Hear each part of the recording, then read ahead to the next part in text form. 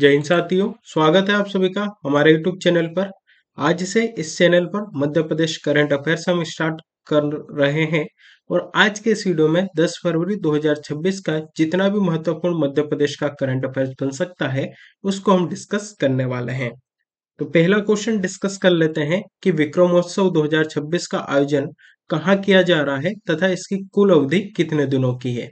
तो option C Ujjain यहाँ पर हमारा राइट आंसर बनता है और इसकी जो अवधि रहने वाली है वो रहने वाली है 139 डेज 139 दिन यह महोत्सव आपका चलेगा।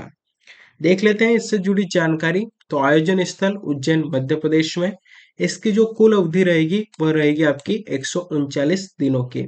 12 फरवरी से लगाकर 30 जून 2026 तक इसका आयोजन होगा।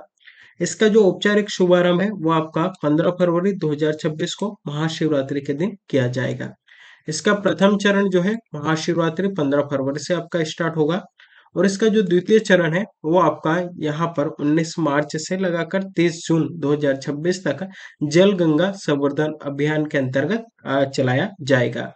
तो कहाँ आयोजन हो रहा है? उज्जैन के मध्य प्रदेश में। दोस्तों यहाँ पर बात आई है आपकी उज्जैन की। तो उज्जैन से संबंधित कुछ करंट अफेयर्स हम डिस्कस कर लेते हैं जहां से कि एग्जाम में क्वेश्चन बनने की बहुत ज्यादा संभावना है। दोस्तों अगर आपसे पूछा जाए कि देश का पहला जल स्तंभ कहाँ ही स्थापित किया गया, तो मध्य प्रदेश के उज्जैन जिले में। देश की पहली स्थायी कुंभ नगरी कहाँ पर स्थापित की जाएगी? मध्य प्रदेश के उज्जैन में। वहीं उज्जैन में विश्व की पहली वैदिक घड़ी भी स्थापित की गई है। पिक्चर में आप देख सकते हैं यह है मध्य प्रदेश की पहली वैदिक घड़ी। साथ ही मध्य प्रदेश के उज्जैन में देश का पहला और अनूठा वीर भारत संग्रहालय भी बनेगा। वहीं उज्जैन में मध्य प्रदेश की पहली मेडिसिटी भी बनाई जाएगी। तो ये उज्जैन से संबंधित करंट अफेयर्स था जहां से कि क्वेश्चंस आपके बन सकते हैं। अब दोस्तों उज्जैन की बात आई है तो उज्जैन से जुड़ा स्टैटिक जीके भी यहाँ पर हम डिस्कस कर लेते हैं। दोस्तों देखिए करंट अफेयर्स इस तरीके से हम पढ़ेंगे कि करंट अफेयर्स तो हमारा कवर हो, साथ ही वहां पर जिन जिन चीजों का उल्लेख आ रहा है उनसे संबंधित स्टैटिक जीके भी हम यहाँ पर कवर करते हुए चले, ताकि मध्य प्रदेश करंट अफेयर्स पढ़ने के साथ साथ स्टैटिक जीके भी हमारा यहाँ पर उस प्लेस से संबंधित कवर हो जाए। दोस्तों बात आई है उज्जैन की। तो यहाँ पर आप सभी को पता है कि महाकालेश्वर का मंदिर है जहां पर दक्षिण मुखी ज्योतिर्लिंग आपको देखने को मिलेगा और यह पूरे भारत में एकमात्र है। शिप्रा नदी दोस्तों उज्जैन में है, या उज्जैन जो है शिप्रा नदी के तट पर स्थित है और यहाँ पर सिंहस्थ कुंभ का मेला भी लगता है। शिप्रा नदी की बात करें तो इसे मोक्षदायिनी नदी और मालवा की गंगा भी कहा जाता है।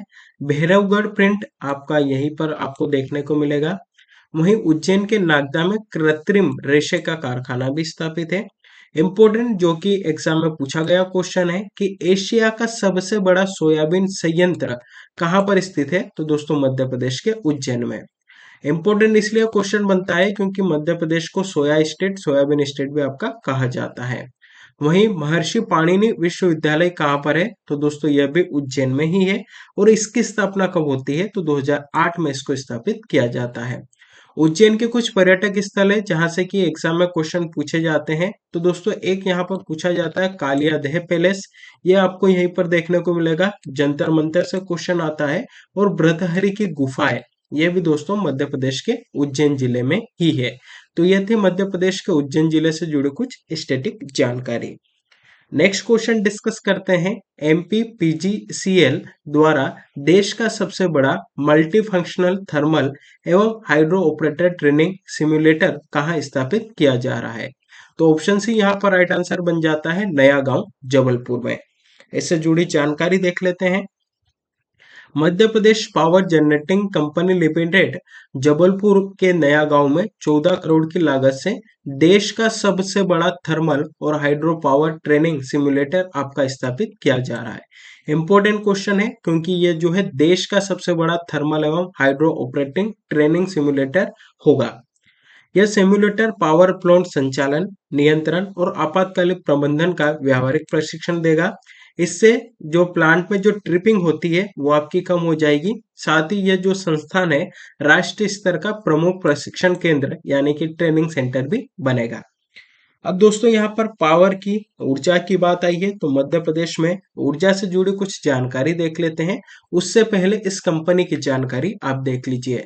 तो इसका फुल फॉर्म बनता है मध्य Pradesh power generating company limited. इसकी स्थापना दोस्तों होती है आपकी 2001 में। वहीं इसके मुख्यालय की बात करें तो जबलपुर में इसका मुख्यालय है। और इसका क्या कार्य होता है तो राज्य में थर्मल एवं हाइड्रो विद्युत उत्पादन करना इसका मुख्य कार्य होता है। कुछ इंपॉर्टेंट फैक्ट यहाँ पर डिस्कस हम कर लेते हैं। तो 1905 में जो ग्वालियर रियासत थी, यहाँ पर पहली बार बिजली उत्पादन किया गया था और भाप से बिजली उत्पादन हुआ था और 240 किलोवाट का उत्पादन किया गया था। वहीं मध्य प्रदेश का जो विद्युत विभाग है, ये आपका जबलपुर में है। इसको शक्ति भवन के नाम से जाना जाता है और इसकी स्थापना 1950 में की गई थी। वहीं मध्य प्रदेश का पहला ताप विद्युत केंद्र चांदनी नेपानगर में स्थापित किया गया, जो कि बुरहानपुर जिले में आता है और इसकी स्थापना वर्ष 1953 में की गई थी। वहीं मध्य प्रदेश की पहली जल विद्युत परियोजना गांधी सागर परियोजना है, जो कि मध्य प्रदेश के मंदसौर जिले में है और इसकी स्थापना 1960 में होती है। मध्य प्रदेश ऊर्जा विकास निगम की स्थापना 1982 में होती है और यह कहाँ पर है दोस्तों, तो यह आपको भोपाल में देखने को मिलेगा। दोनों में कंफ्यूजन नहीं होना है। मध्य प्रदेश विद्युत विभाग अगर आपसे पूछा जाए तो 1950 में इसकी स्थापना होती है और मध्य प्रदेश ऊर्जा विकास निगम की स्थापना 1982 में होती है। एक का मुख्यालय जबलपुर में है और जो दूसरा है ऊर्जा विकास निगम, इसका जो मुख्यालय है भोपाल में है। साथ ही दोस्तों यहाँ पर अगर आपसे पूछ लिया जाए कि मध्य प्रदेश में परमाणु ऊर्जा केंद्र है या नहीं है, तो दोस्तों अभी है, लेकिन उन्होंने वर्क करना स्टार्ट नहीं किया है, वो सिर्फ प्रस्तावित है। कौन कौन से है तो चुटका परमाणु ऊर्जा केंद्र जो कि मंडला में आपका प्रस्तावित है। वहीं भीमपुर परमाणु ऊर्जा केंद्र ये आपका शिवपुरी में प्रस्तावित है। नेक्स्ट क्वेश्चन है, केंद्रीय कृषि मंत्री ने हाल ही में देशव्यापी दलहन क्रांति का शुभारंभ मध्य प्रदेश के किस जिले से किया है? तो दोस्तों ऑप्शन सी सीहोर यहाँ पर हमारा राइट आंसर बन जाता है। केंद्रीय कृषि मंत्री है, आप सभी जानते हैं, शिवराज सिंह जी चौहान। इन्होंने 7 फरवरी 2026 को मध्य प्रदेश के सीहोर अमलाहा से देशव्यापी दलहन क्रांति और राष्ट्रीय दलहन आत्मनिर्भरता मिशन का शुभारंभ किया है। इसको शुरू करने का उद्देश्य भारत को दाल उत्पादन में आत्मनिर्भर बनाना और जो हम दूसरे देशों से आयात करते हैं उसको कम करना है। मध्य प्रदेश को इस मिशन के लिए जो बजट आया है उसमें 354 करोड़ की राशि भी आवंटित आपकी की गई है। इंपॉर्टेंट बनता है। साथ ही एक इंपॉर्टेंट फैक्ट आप यहाँ पर और याद रखिएगा, करंट अफेयर से रिलेटेड है, कि मध्य प्रदेश सरकार ने जो 2026 वर्ष है इसको कृषि वर्ष आपका घोषित किया है। इंपॉर्टेंट क्वेश्चन है, एग्जाम में देखने को जरूर मिलेगा। साथ ही इसकी जो थीम है वो कौन सी है, तो समृद्ध किसान समृद्ध राज्य। चलिए दोस्तों, यहाँ पर सीहोर की बात आई है तो मैप में देख सकते हैं, ये जो है रेड कलर वाला ये है मध्य प्रदेश का सीहोर जिला। तो मध्य प्रदेश के सीहोर में एक जगह है बुधनी, यहाँ पर रेलवे स्लीपर बनाने का कारखाना है। मध्य प्रदेश का पहला आवासीय खेल विद्यालय सीहोर में स्थापित किया गया था। सीहोर का पुराना नाम सिद्धपुर था और सीहोर से एक नदी निकलती है जिसका नाम है पार्वती नदी। ये सीहोर की जो आष्टा तहसील है वहां से निकलती है।